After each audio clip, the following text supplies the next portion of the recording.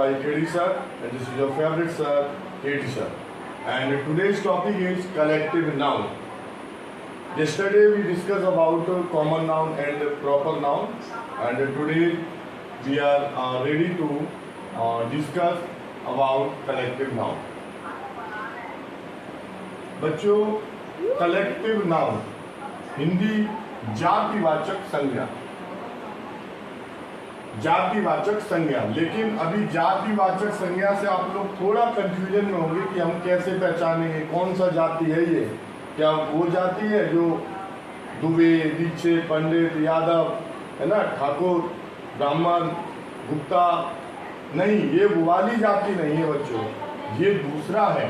अब इसको समझेंगे आज अपने सर से, इंग्लिश बाय केडी सर। और समझने से पहले सभी स्टूडेंट से रिक्वेस्ट है कि like, subscribe, comment and Facebook पर फॉलो करना ना भूले बच्चों। ओके, चलो शुरू करते हैं आज का टॉपिक। कलेक्टिव नाउन, जातिवाचक संज्ञा। अगर बच्चों इतना केवल ले लें इधर से, कलेक्ट, कलेक्ट, कलेक्ट मीन्स बच्चों सबको पता है इधर कि कलेक्ट मीन्स होता है इकट्ठा करना। कलेक्ट मीन्स इकट्ठा करना, यानी चीजें जो इकट्ठी होती हैं उसके ग्रुप्स को जो नाम देंगे उसको ही बच्चों हम कलेक्टिव नाउन बोलेंगे। ठीक, यानी कुछ चीजें जब इकट्ठी हो जाती हैं तो उनको हम एक नाम देते हैं, उसको हम कलेक्टिव नाउन बोलते हैं। इंग्लिश में डेफिनेशन इसका पढ़ेंगे, इसके बाद हिंदी में अच्छे से मैं एक्सप्लेन करूंगा। ये वादा है मेरा आपसे कि आप लोगों को कलेक्टिव नाउन आज ही समझ में आएगा और भविष्य में कभी नहीं भूलेंगे। ऐसा नौबत ही नहीं आएगा कि आप जो है कलेक्टिव नाउन को भूल जाओ। A collective noun is the name given to a group. इधर आप लोग थोड़ा हाईलाइट रखेंगे, ग्रुप और collection of person, things, animal etcetera. बच्चों कहने का मीन्स ये है इस डेफिनेशन में कि कलेक्टिव नाउन ऐसे नामों को कहते हैं जो कि एक ग्रुप में हो, कुछ चीजें या पर्सन या एनिमल्स जिनका अपना एक ग्रुप हो, उनके ग्रुप को एक नाम दे दिया जाएगा। उनके कलेक्शन को, जो इकट्ठे हुए हैं लोग या पर्सन, एनिमल या थिंग्स, जो भी लोग इकट्ठे हुए हैं उनके ग्रुप को, उनके कलेक्शन को एक नाम दे दिया जाएगा। और वो जो नाम है वो आपका बच्चों कलेक्टिव नाउन में आता है, जिसको हिंदी में जातिवाचक संज्ञा बोलते हैं।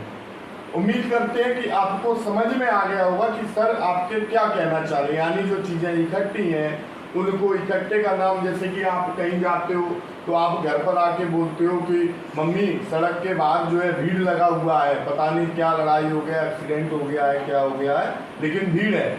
आपने ये नहीं कहा कि एक आदमी, दो आदमी, तीन महिलाएं, चार बच्चे, 6 बूढ़े लोग खड़े हुए हैं। नहीं, आपने ऐसा बिल्कुल नहीं कहा। आपने सीधा संबोधन किया कि पर्सन, लोग इकट्ठे हुए हैं। इसका मतलब जब लोग इकट्ठे होते हैं तो उसको हम भीड़ बोलते हैं। और बच्चों भीड़ को इंग्लिश में क्राउड बोलते हैं, है ना। ऐसे ही जब आप स्कूल जाते हो तो स्कूल में एक छात्र, दो छात्र, 2-3 स्टूडेंट नहीं मिलते हैं, बहुत सारे स्टूडेंट्स मिलते हैं। इसका मतलब जो है ऐसे स्टूडेंट जो ग्रुप में है, जिनका कलेक्शन है, जो बहुत सारे लोग हैं, तो उनको हम क्लास बोलते हैं। और ये सब आप लोग जानते हो कि आपके जब आप पढ़ने जाते हो तो आपको एक नंबर दे दिया जाता है रूम में कि आप क्लास 2 के बच्चे हो, आपका एडमिशन क्लास 4th में हुआ है, 5th में हुआ है।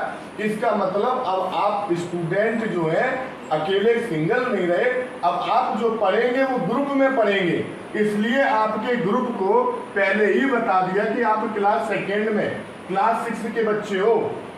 इसका मतलब स्टूडेंट्स के ग्रुप को हम क्लास बोलते हैं। Okay, next is a library of book.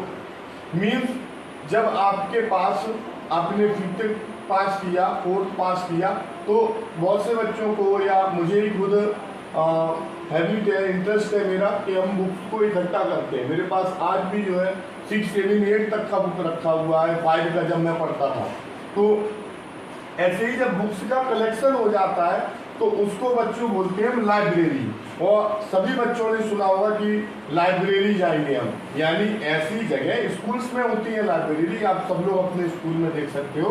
तो लाइब्रेरी वर्ड जो है इसी कारण बना है क्योंकि उस रूम में काफी ज्यादा बुक जो है ग्रुप्स बुक्स का, कलेक्शन बुक्स का रखा हुआ है।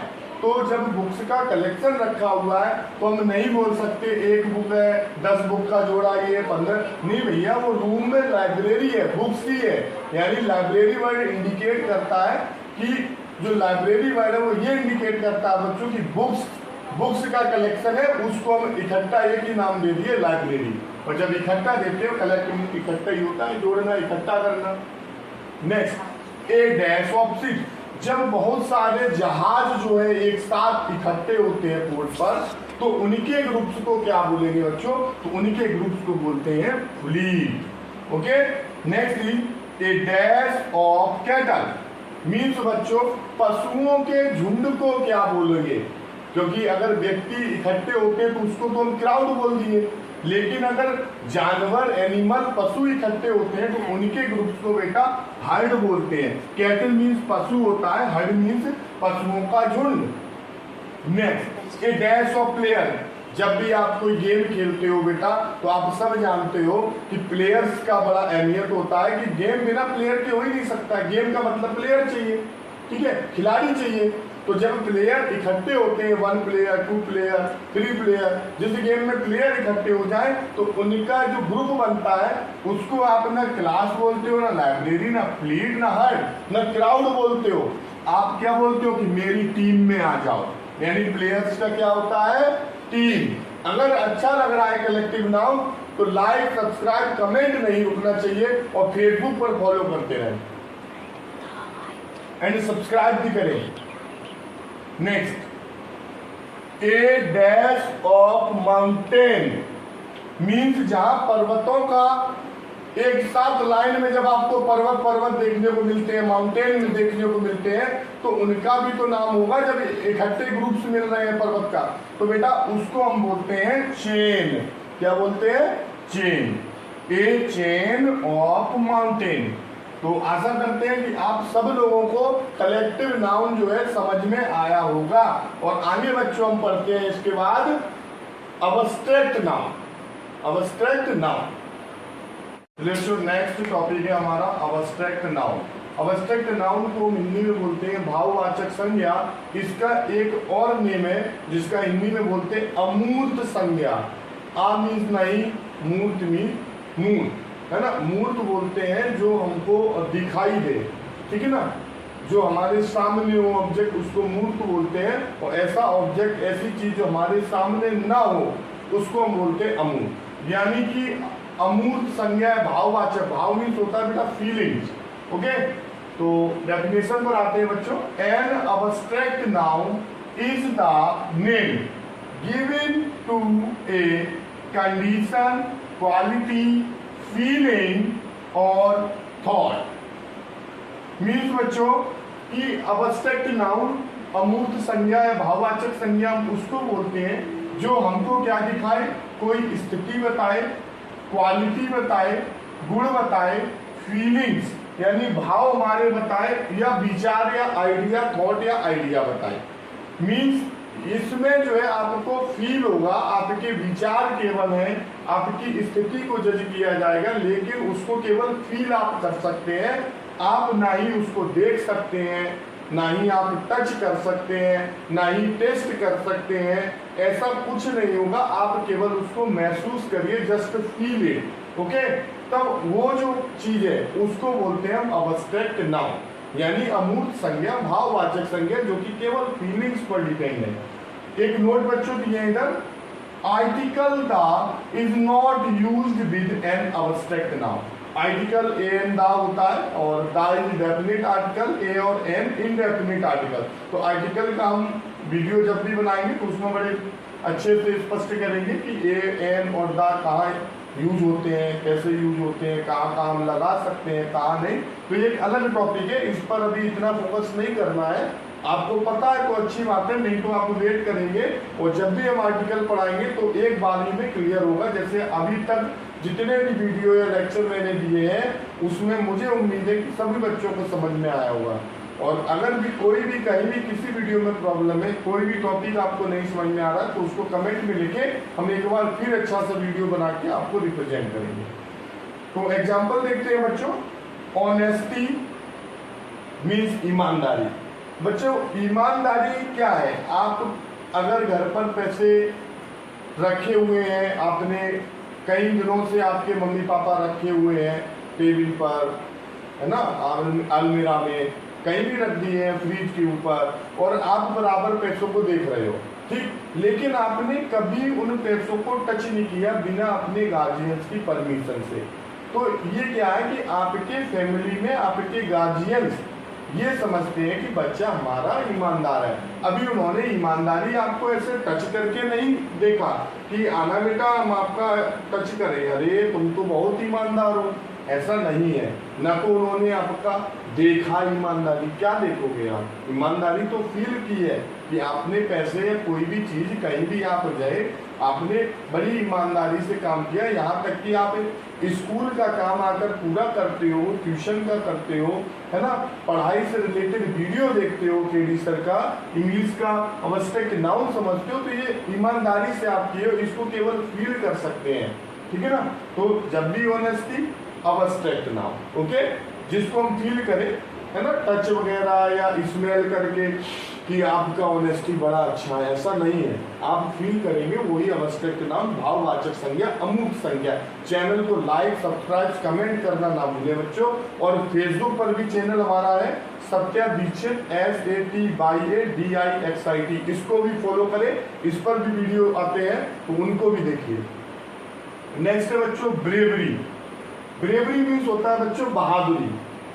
अगर आप बहादुर हैं, आप पढ़ाई करते हैं, तो ये भी एक बहादुरी का है। अगर आप क्लास में बैठकर 5 घंटे पीरियड वाइज आप क्लास में बैठते हो बेटा, ये भी बड़ा ब्रेवरी का काम है, बहादुरी का काम है, जो कि आपके स्कूल में टीचर, क्लास टीचर सब फील करते हैं कि बच्चे हमारे ब्रेव हैं, जो हमारे लेक्चर अटेंड करते हैं, हमारा कोर्स पूरा करते हैं, long answer, short answer, grammar के टॉपिक, है ना, और वीडियो भी देखते हैं जाके सर का।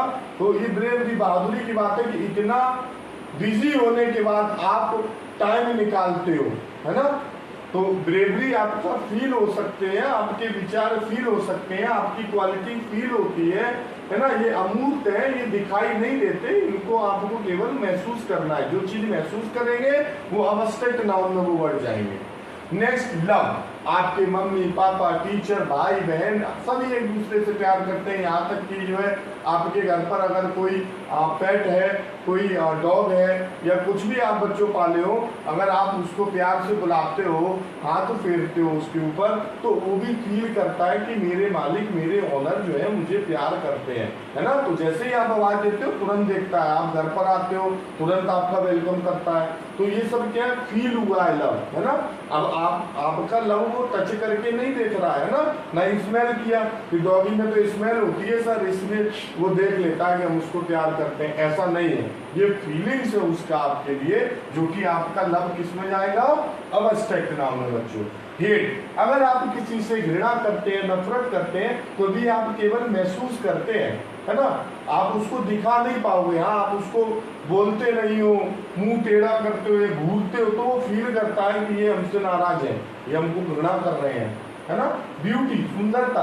अभी सुंदरता आप जो है चेहरे से मत लीजिए कि सर तो सुंदर नहीं है ना, ऐसा नहीं। सुंदरता देखिए कि सर ने कितने अच्छे तरीके से टॉपिक को समझाया, है ना, हमारी समझ में आ रहा है। ये ब्यूटी है सर के टीचिंग का, है ना।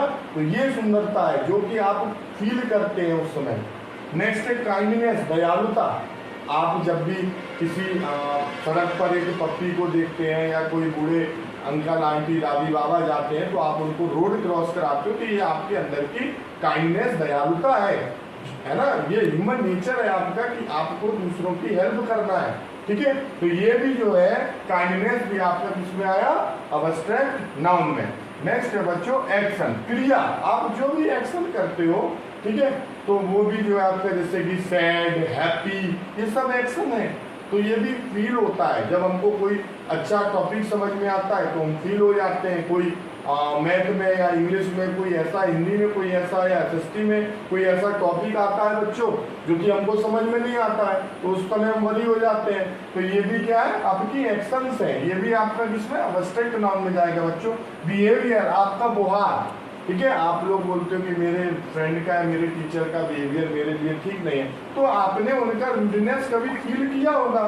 आप क्लास में वो आपको देखते ही नहीं होंगे, या आप कुछ पूछते हैं तो जाओ अभी नहीं, अभी हम बिजी हैं, थोड़ी देर में बात करना, होमवर्क करते रहो, परेशान करते हो क्लास में। तो ये भी बच्चों आप फील किए हो, तो बिहेवियर में आपका अब्स्ट्रैक्ट नाउन में आया होगा। ऐसे कई एक एग्जाम्पल है, बाद में हम कभी टाइम मिलेगा तो एक सीरीज लाएंगे जिसमें अब्स्ट्रैक्ट और कलेक्टिव नाउन, कॉमन प्रॉपर सबके आपकी एक्सरसाइजेस भी होंगी, ठीक है। चैनल को लाइक करें, सब्सक्राइब करें, कमेंट करें। जय हिंद, जय Bharat. Dear students, thanks for watching my video. Please subscribe my channel English by KD Sir.